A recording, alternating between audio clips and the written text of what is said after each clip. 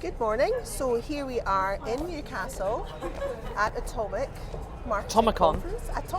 marketing conference. So why does an editor need to come to a marketing conference? Do they? I think they do. Yeah, so do I. I think we need to be more visible in our businesses. Yeah. And in fact, I think it's essential. Yeah. I think we learn different skills here. Yeah. Mix of different people. Yeah, you get that fresh approach, don't you? Yeah. You get that. You get out of the editorial bubble. Because it is a bit of a bubble, and it would be the same with authors as well. I would think. Yeah. That you get caught up in your own arena. Yeah. And stepping outside that for a little while Pushes you out of your comfort zone, doesn't Definitely. it? Makes you consider, even if you just consider trying something new. Yeah. That's There's always something to learn, isn't Yeah, there? there is. It makes you just think differently about what it is you do every and day. as you and I have both discussed before, I would never have done video or podcasting if I hadn't stepped out of the editor zone. Yeah. All because those it's things. quite foreign still Yeah. in the editor zone, And isn't branding. it? Would never Yeah. have branded myself. Yeah. And I think now it's the sort of thing that you don't get instant results from, but having been involved in that sort of thing for a few years now, both of us can definitely see how it benefits us. Yeah. In fact, I even noticed with the branding thing, I noticed results within weeks. Yeah. So it was. It's so identifiable, Yeah, isn't it? yeah. And with video, Yeah, you had really quick results with really video. quick. Yeah, I mean, within a week of putting one particular video up, I had various offers of work that are still ongoing now. What's that? 8 months later, bringing me in significant incomes. So even if that video took you way longer than a video would take you to do now because you were nervous or whatever, the benefits so far outweigh the. It really surprised me because I had no expectations whatsoever. It was an experiment that I was trying. I wasn't sure what was going to happen with it, and I would, like you say, I was really nervous. But actually getting those quite immediate results gave me the confidence to keep going with it. But the other thing to mention is that you didn't look nervous. I was really impressed with the first video I saw you do. I thought you came across as really Denise. Yeah.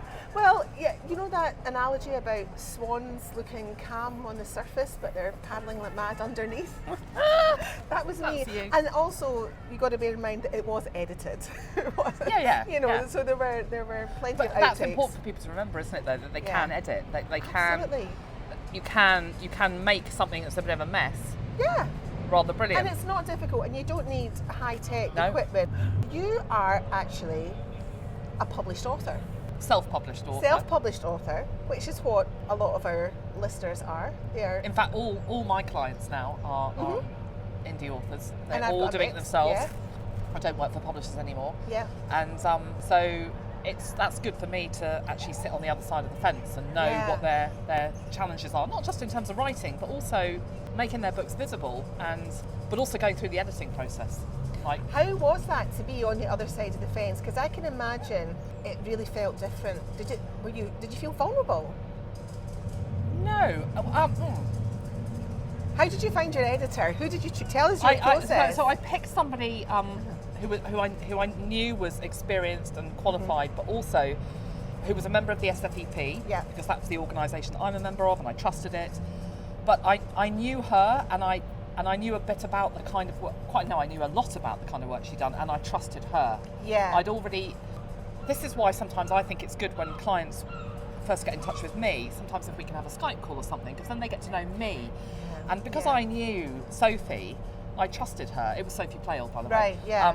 She edited my marketing marketing books, yeah. And I absolutely trusted her to be absolutely professional, but also to be kind. Yeah. Not anything goes, but gentle. Gentle is probably a better word. Yeah, because it's how that feedback's given to you is so important, isn't it?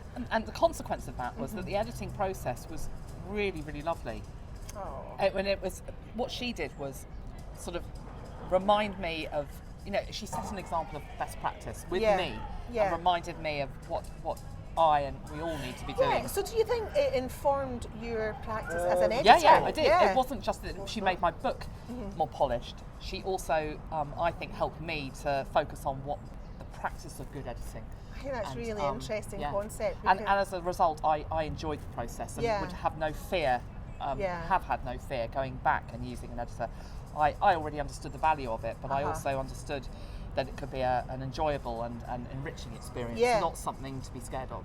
And I think that's really interesting, that idea that it adds a different dimension to your own editing, because you've been on the other side of that Yeah. process.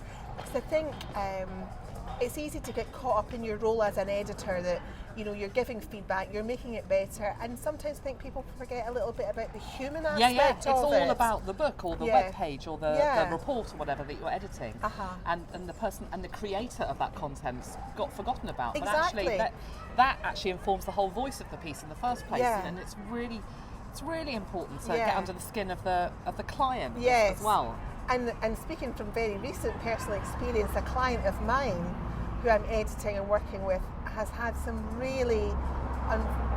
a really unfortunate experience with some feedback she's had from a beta reader who was very careless in how they worded their feedback to her, and it was devastating. And I don't think there was no intention, there was no malice intended, but they didn't couch it in terms That beta reader actually failed. Yeah. You see, yeah. and it's interesting that your client felt that she was the one who'd underachieved. Yes. But in actual fact, it was the beta reader's approach Exactly. that was yeah. that was problematic, because Yeah. they didn't couch their responses in a way that was enabled her to move forward. It was wasn't constructive. Exactly. It wasn't constructive, and it wasn't. And really, I don't think much thought was given to how it would be received. I think if you stop and think, how would I feel if somebody Yeah. said these things Yeah. to me? That makes a big difference. I think we should say that we're sitting outside in the sunshine on some steps, and if you can hear mad rattling, it's because, well, Louise, describe what we can see from here. Two people on stilts wearing sort of gold lame and Yeah. bright pink wigs and dresses. It's carnival, isn't Yeah, it? It's ATOMICON carnival. And they've got maracas, so that's Yeah. what the rattling So that's, is. That's our welcoming committee, isn't that's it? Andrew and Pete all over for you, though. Of course, they couldn't just have two people in the door going, hello. No. And there are pink pineapples inside. Yeah. Yeah. Yeah. So it's got a little bit of a lovely wacky feel I to think it. so, yeah. And we should probably head over there now, I would think. So more from us later, probably. Yeah, definitely. Yeah. Okay.